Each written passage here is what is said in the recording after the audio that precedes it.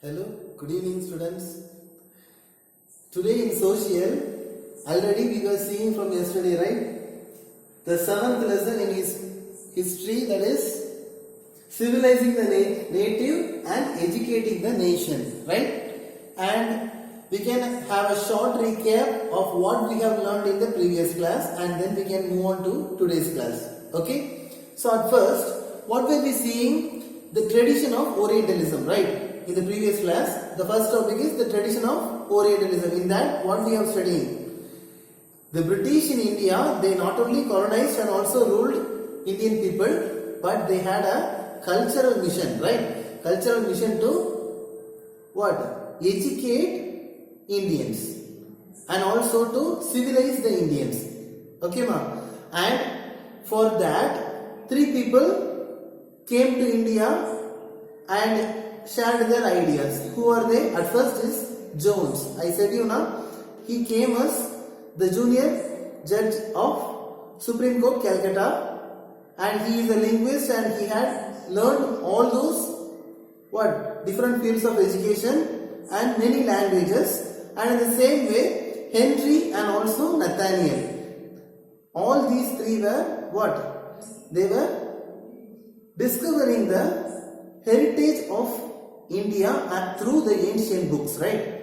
And they suggested in order to learn other things, these people can learn these things to know more about the ancient Indians and also their heritage. And what they come to say is what?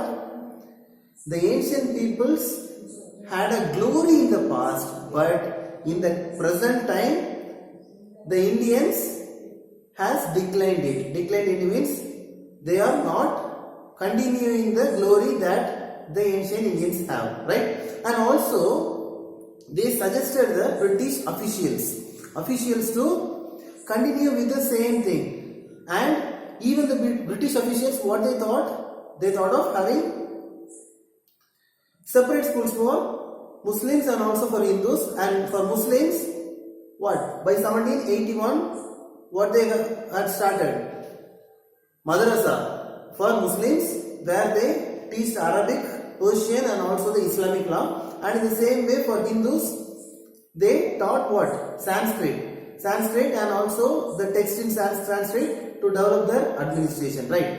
And one main thing, next, the main topic what we learned on the day is the graveyards of the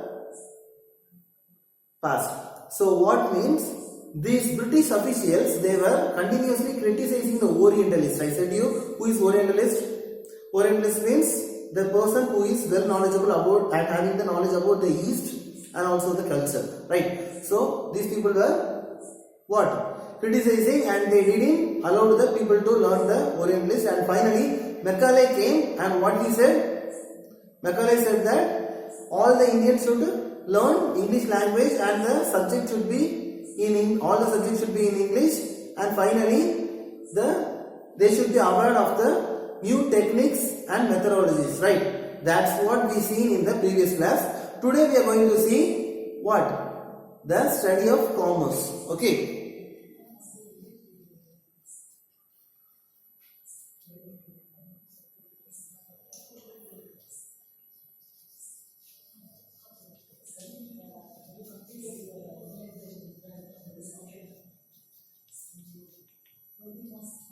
Okay, education of commerce. Okay, ma'am. That's the topic, first topic we are going to see by today. And in this, what happened means the head officers from the East India Company headquarters, they prepared a education system and syllabus and send it to the Indian officials to follow it as a education system in India. Okay, ma'am. And it was sent by the head of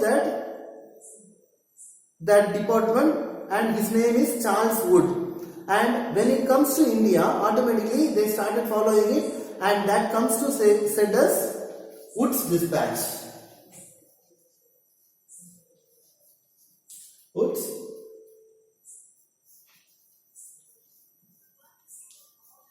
and it is by 18 1854. Okay, ma?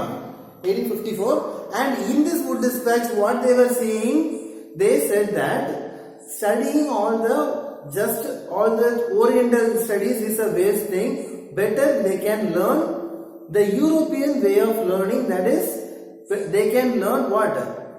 Trade and commerce. And if they are learning that thing, means automatically it will be helping. Okay, no? When they are learning that, means automatically it will be helping them in doing a business and developing themselves, and also this European method of education will help them in developing their lives, and their taste and desires will automatically change towards a rich culture. That was the thought of British people in the education of commerce. Okay, ma'am. And the next topic is, what you know? What happened to the local schools?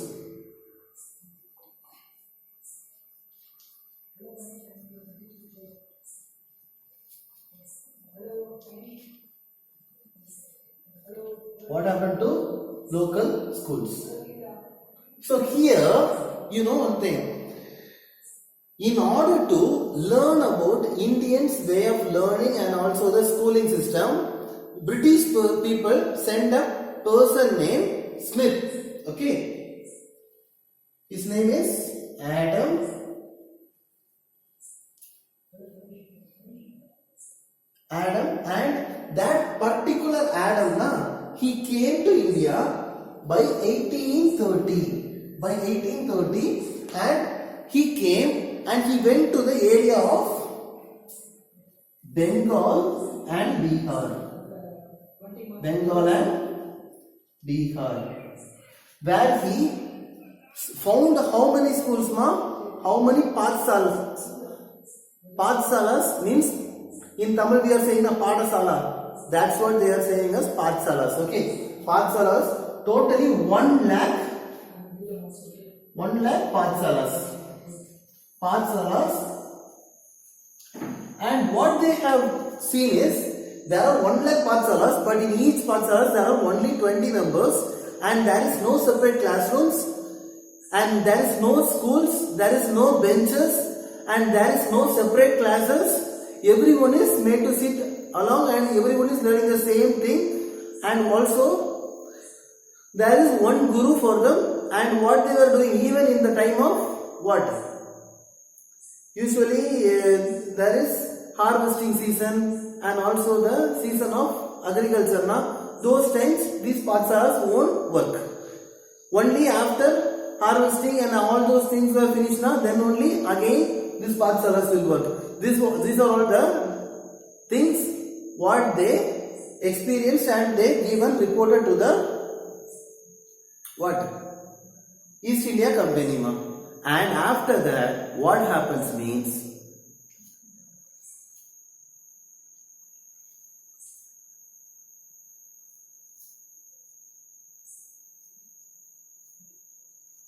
report of Adam, and after that automatically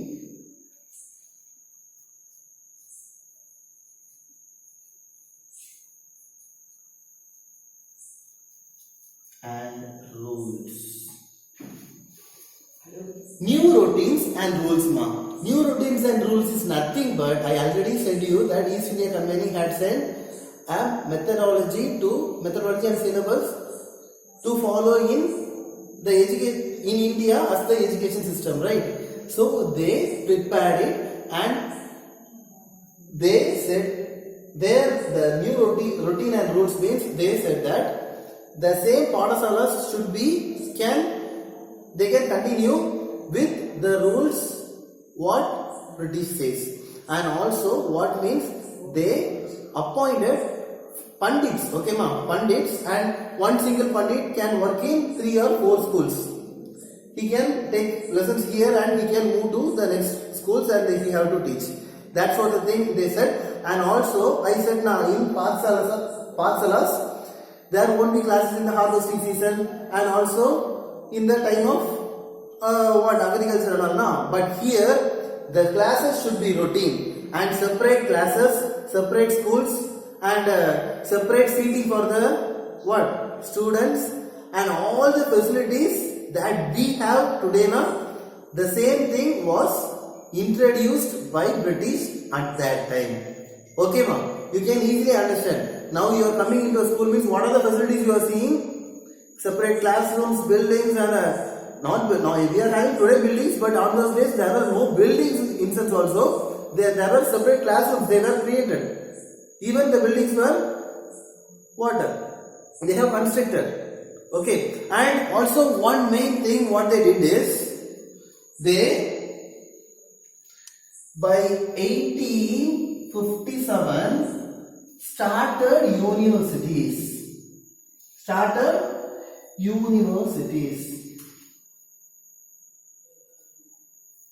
Okay, ma'am. What are the universities? Do you know? You might have learned about universities now. If you are after finishing the schooling, you will be going to college, and most of the colleges, whatever it is, whether it is a engineering or arts or whatever it is, there will be some university, right? Like Anna University, Bharatiyar University. There are many universities, right? Today, in the same way, universities were introduced in India at first by 1857. In three main cities, three main cities. In the olden days, what are the main three cities? You all know very well. Even in what? Judicial lesson also we see, at first High Courts comes to the three areas, the main areas of India. That is Madras,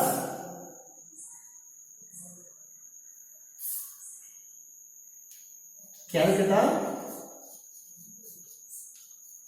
and Bombay. Okay, ma'am. So Madras, Calcutta, and Bombay. Okay, ma'am. These are the three main places where the university started at first. And also, they have given the proper schedule how to have classes and what are the rules should be followed by the Pandits while teaching. All those schemes comes into learning. Okay, ma'am. Hence, what? Automatically a system of education, and the main thing British did is what they did. Today we are having education department in every states and our country, right? That was introduced in this time.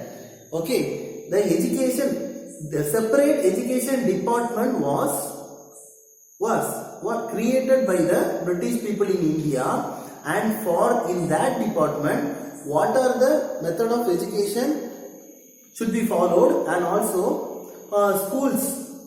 So they have allotted some money. These British persons have allotted some money to that particular schools and particular education department to the particular areas to start new schools, and also to spend for the basic facilities of the school for separate classroom seatings and all those arrangements. Okay, ma'am. And that's what the thing done, and that was the main thing consulted in the new routine and the rules. And the next thing is agenda for national education. One second. National education. So here in the agenda for national education, what they are saying is, we all know that what is agenda, right? In every function, what are the events to be happened is commonly said as agenda. In the same way, in our national education system, what are the things to be included? What are the things to be formulated? What are the things to be followed in routine? What are the things to be inspected? And also, how should be the education system, and in what are the ways it should develop the Indian people in their education level. Okay, ma'am. That's what is said in agenda for national education. Many of the people in India, those who undergo that education, they said positively about that, because by learning about the whole world and about the European countries and their techniques and improvements and discoveries, inventions and their sciences, most of the people in India, they encouraged it and they accepted it and they found it in a positive way, and they said that what having these schools is a very good thing, and also most of the people what asked to the British government to start many new schools, colleges and universities in their areas to develop the people of that area. Okay, ma. And this is a positive approach by the people, and in the same way, most of the people, from the side of western side, most of the people they are against this method of national education, ma. Okay, because and often they said that this is in British people now they are what enslaving us by even making their education to learn. Okay, they are not making us to learn in our language and in what is there in our India. They are not making us to study, but they are asking us to study other thing, and this is against what against India, and these people are somewhat making us to think like them and to live like them. In that way they were thinking, and many people opposed it, and main two persons were, first person is our father of nation, that is Mahatma Gandhiji. And Mahatma Gandhiji said what? He said in one word that English education had enslaved us. Okay, ma. English education had enslaved us. Enslaved us in sense what? This education made us to make it learn that one, and these British people, they are what they are doing? They are trying to enslave Indian people by making us their slaves. In the same way, this English education also making us to get enslaved towards that English education. That's what the thing said by Gandhiji. And according to Mahatma Gandhiji, what he says is education should what? Create an self-dignity and self-respect, and also it should what? Teach the morality, and also it should develop the mind and soul of the people. That is what the real education is according to Mahatma Gandhiji. And one more person is, you all know very well, who is it? It is the person who wrote our national anthem, and it is the Rabindranath Tagore. Okay, ma. You all know that Rabindranath Tagore in 1901 started a school called Shantiniketan.